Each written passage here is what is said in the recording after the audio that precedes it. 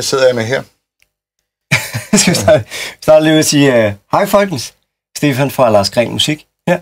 Jeg sidder med Søren Sepper, og vi vil lige vise jer faktisk nogle af vores high-end guitarer, vi kan tilbyde her i butikken.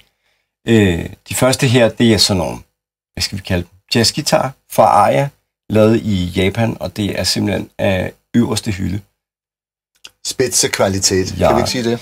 Den første Søren, han sidder med her, det er top-modellen FA 2100. Det er en 17-tommer, fuld hollow guitar med en floating pickup, så helt traditionelt jazz-guitar.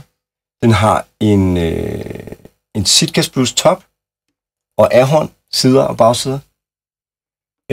Ebony, gribbræt og stol og det hele. Altså virkelig og guldanlæg. Spidse. Lige præcis. Altså, ja. Det er kvali. Toppen af toppen, ikke? Så hvis man er ude efter den der helt store, runde, bløde jazztone.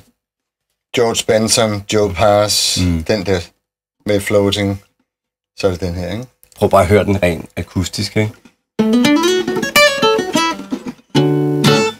Det er en guitar, der bare vil sige noget, ikke? Men hæng lige på, der kommer lydeksempler til jer.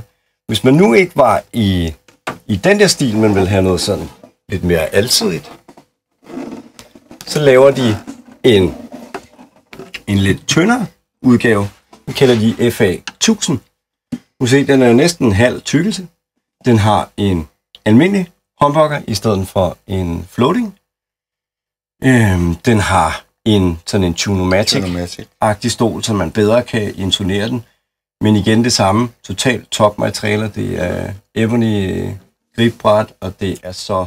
Lækker kantbinding også, ikke? Fuldstændig. Men det er fuld ahorn. Det er ahorn dæk, og ahorn side og bagside, og ahorn hals og sådan noget. Vil du ikke mene, den var sådan mere moderne jazzguitar? Sådan mere alsidig? Ja, Rittenau og ikke sådan old school jazz, men lidt mere jazzrock pop. Ja, ikke? Meget fleksibel, ikke? Du har været god til mange københavnske musikere, der sidder og spiller alle de der sessions der.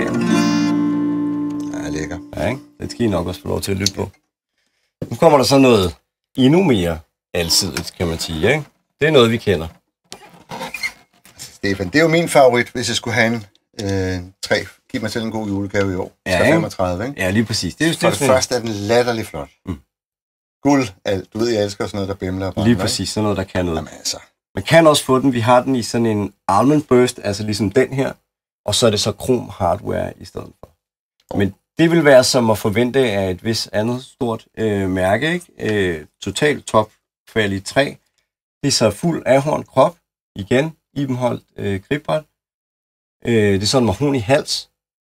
Og vel lige så tynd skråstrejs lang som en 335. Fuldstændig. Det er fuldstændig det samme. Same, ikke? Ja. De andre to, de var jo fuld hollow bodies, det vil sige ikke nogen centerblok. I den her, der er der jo en centerblok. Det gør jo, at den ikke akustisk siger lige så meget. Man kan også spille rock og rull på den, hvis man har lyst til det.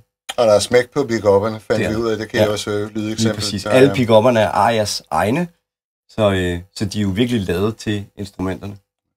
Ja. Men den er tilbage og lyt på nogle eksempler her. Og nede i linket nedenunder, der kan I læse mere info. Men lyt her.